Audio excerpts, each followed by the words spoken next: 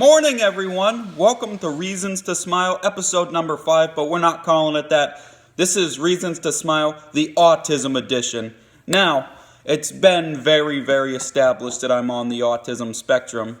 And while I've been able to compete with others on a normal level, I haven't been able to reach my potential that I think I can in my life so far. But time's not out yet. Still got another race to go. But anyway, being on the autism spectrum, it feels like to achieve a lot of the things I and other people like me want to do, that there's a glass ceiling, that there's these stereotypes and statistics hanging above our heads when I got a chandelier right there.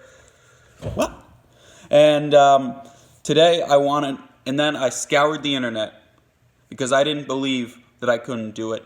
And so I scoured the internet to give you 10 reasons to believe if you're on the spectrum. I scoured the internet to give you 10 reasons why you should believe in yourself and follow your dreams. Lego. There's this kid named Jake Barnett who, get this, he's 13 years old and he's a college sophomore and he takes multiple classes in college and aces them. He does scientific research, he tutors other kids, and guess what? He's on the spectrum, and he actually credits that as what made him into the person he is and helped him get all this intelligence in his head.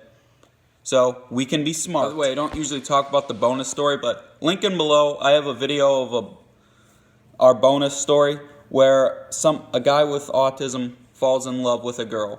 Now, it may not seem like a lot to somebody who doesn't know autism, but for somebody with autism, that can be a huge struggle, and I want you to know that we can find love. There's this kid with autism. His name is, I'm trying to find him in my notes here, Hayden.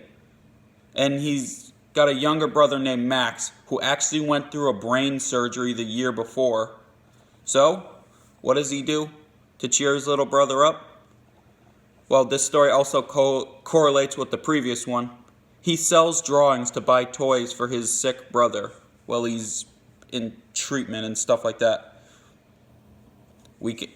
As it relates to the previous story, as I just said, we can be very loving and have lots of empathy. So, yeah. Number 3 goes to Haley Moss. She was diagnosed with autism when she was around 3 years old. At the time, she couldn't speak, but she can finish a 100-piece puzzle rather quickly. And the doctors actually told her parents that she's probably never going to be independent or even have a job. Well,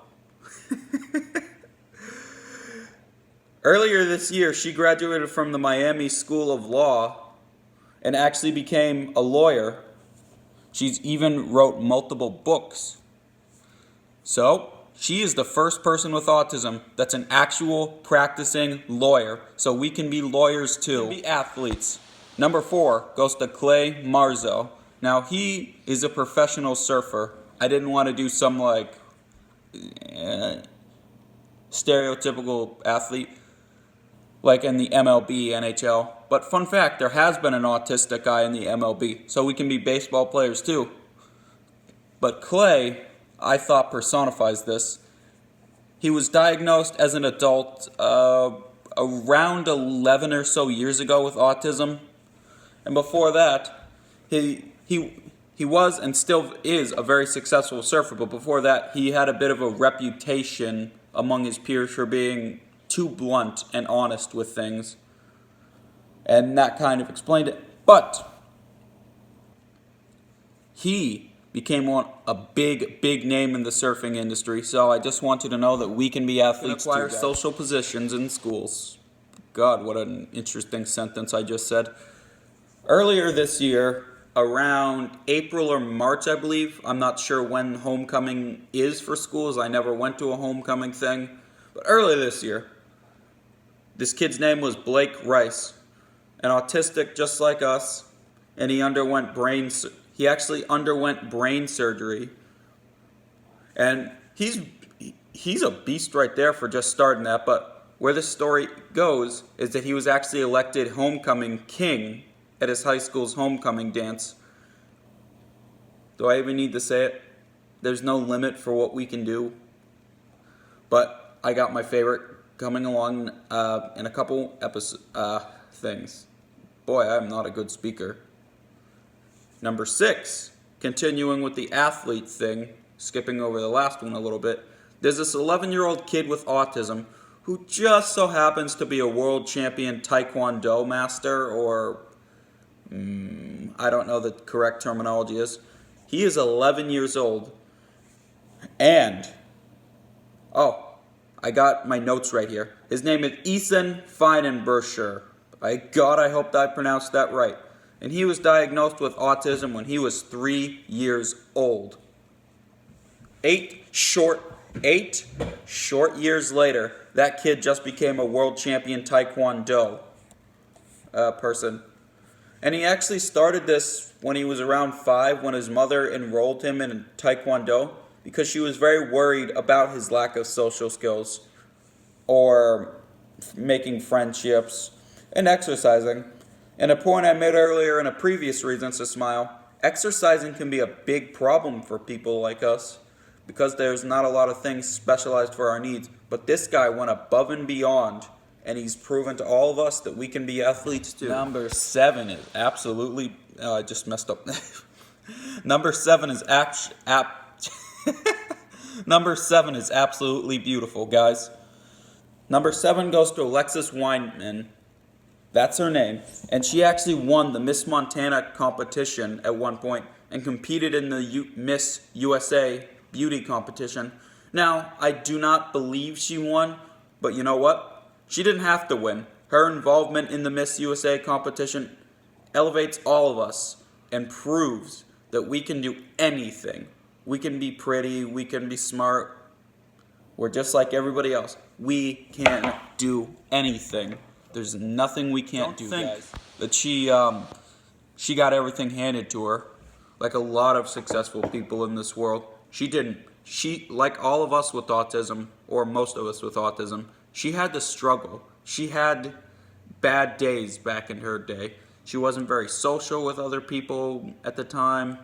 She would spend hours and hours pacing her kitchen. Guys, just because you're struggling doesn't mean you can't do it. Next is my personal favorite one on here, by the way.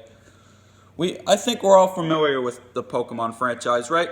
Since its creation, it's become one of the most beloved and profitable franchises in media history. Well, did you know that the man who created Pokémon is on the autism spectrum? It's true, guys. Link in the description below for an article about it. But I'm not even going to try to pronounce his name because I know I'll get it wrong. But yeah, the Pokemon series, one of the most monumental, the biggest. It spawned countless television shows, animes, cards, plush, merchandise, YouTube channels. Go subscribe to Maximo Pokemon. This isn't sponsored, I just love his videos. Go! But yeah, a franchise that caused all of that was created by a man on the spectrum, just like me and just like you, if you're autistic and watching this. But yeah, if this doesn't prove that we can do anything, I don't know what will. This is like one of the biggest things you can do. This is huge. And he did it being on the autism spectrum.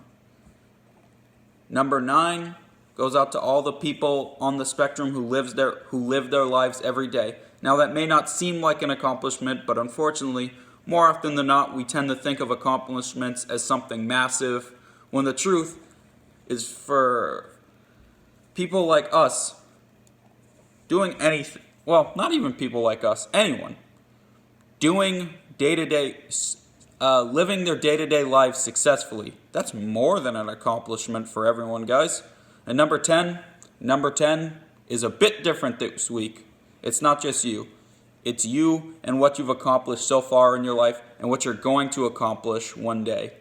I know I talked about a lot of firsts in the autism community today, but when it comes to achievements, if you're striving to achieve a dream, don't worry about the stereotypes. Don't worry about what the autism statistics say. Don't worry about being the new whoever. Be the first you in whatever you want to do. Thanks, guys. Have a wonderful day.